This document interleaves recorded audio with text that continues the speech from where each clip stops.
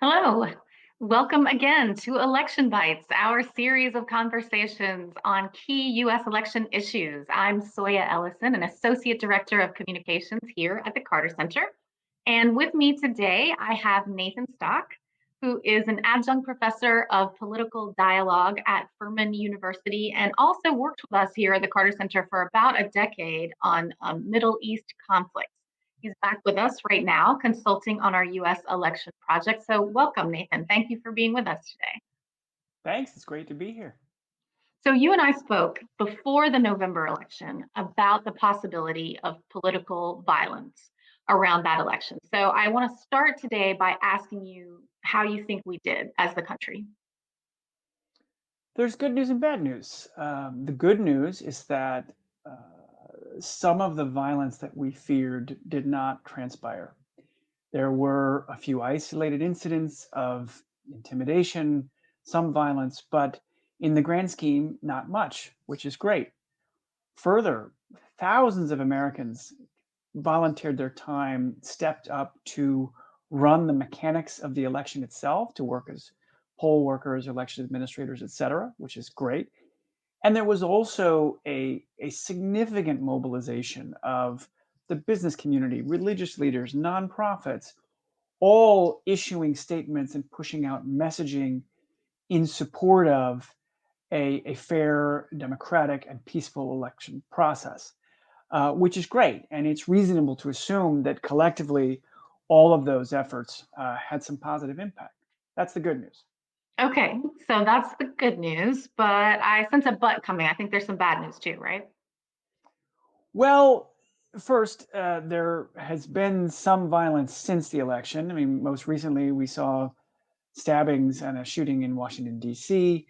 The rallies that we're seeing are related to the election and more specifically to a far right, very conservative media ecosphere that is incubating and promoting baseless conspiracy theories that Joe Biden's victory was somehow fraudulent, despite recounts and unsuccessful legal challenges. So you have, according to the most recent survey data, perhaps 50% of Republicans who don't think President-elect Biden's victory was legitimate. That's a significant problem. It begs real questions about the health of our democracy in the long term. And some small portion of those people apparently are being radicalized. We've seen, particularly here in Georgia, really ugly threats against election workers, grassroots activists, candidates, doxing, harassment, already some assaults, things like that. Um, so that suggests to me that as a country we have a lot of work to do, and moreover that the underlying drivers of our polarization really have not been addressed. It speaks to the future needs of our country in terms of healing and depolarization. So I'm going to ask you about those future needs in a minute, but first I want to ask you about something that the Carter Center is doing. As most people probably watching this know, we are in Georgia. The Carter Center is in Georgia, and so as tensions are heightening and rhetoric is ratcheting up, we have asked the candidates and the parties associated with the upcoming January 5th runoff to sign a code of conduct, which is something that's pretty common in a lot of the countries where we have observed elections. Can you talk a little bit about that code of conduct, what that is, what it means? Sure. The Carter Center CEO, Paige Alexander, had an op-ed in the Atlanta paper over the weekend where she made these main points and called on the candidates to support these principles. Basically, this is a common tool used in election observation abroad. You convince candidates running for office to publicly commit to certain underlying principles of conduct. And I want to emphasize this is not political. This is not about one party or the other, one candidate, a given set of policies. These are underlying and frankly quite basic principles that as Americans, we should all expect people running for office can abide by. So things like denouncing acts of violence, denouncing threats, calling on one's own supporters to campaign and more generally engage in a respectful manner. Um, we also call on the candidates to reassure voters themselves about the credibility and integrity of the process. Reassure voters that your ballots will be counted, that if there are challenges to the process, they can be addressed legally, and most importantly, to agree to abide by the result. So the idea here is that in making these commitments public, and this is something the Carter Center is trying to do now, you can build a coalition around that. You can try to convince faith leaders, private sector figures, activists to lift up, to highlight these principles in a way that hopefully puts constructive pressure on all parties to be on their best behavior and follow the rules. Okay. So hopefully we'll have more details on that later. I know it's out with the candidates and the parties now. So listen, this is the last question, although one we have a little bit more time for because it's important.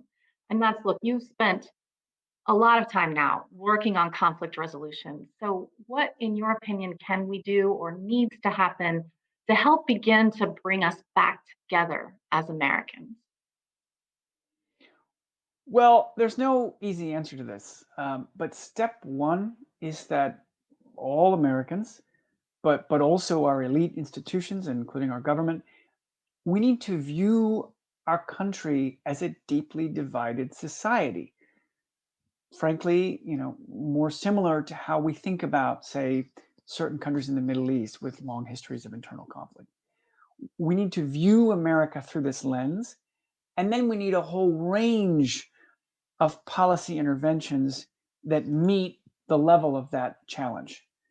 So part of this would be action by the government. The US government, in our work abroad, in our foreign aid abroad, in working in countries that have had real histories of internal polarization and conflict, we expect those governments to implement certain programming in their school systems, conflict resolution training, things like that, designed to address these issues. So step one is we should expect a federal government response from the incoming Biden administration, funding for state level programming in civic education, dialogue, things like that.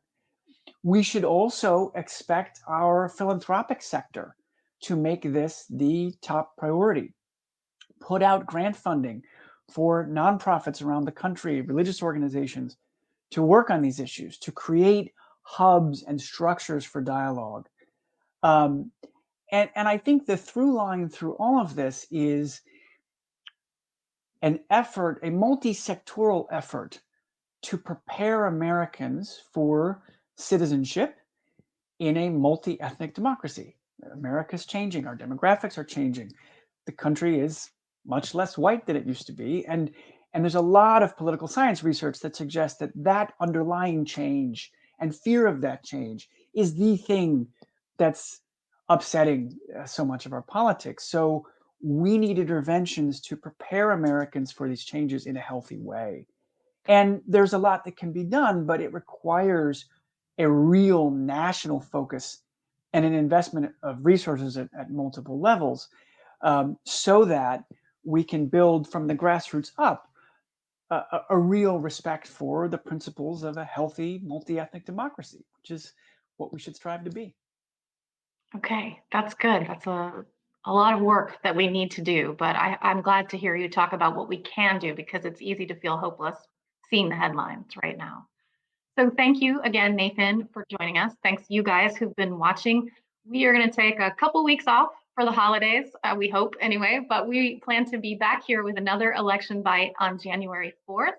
We're calling it Once More to the Polls, and it's a close-up look at the January 5th runoff, which will then be just a day away. So thank you, everyone, and we hope to see you back here in January. Thanks, Soya.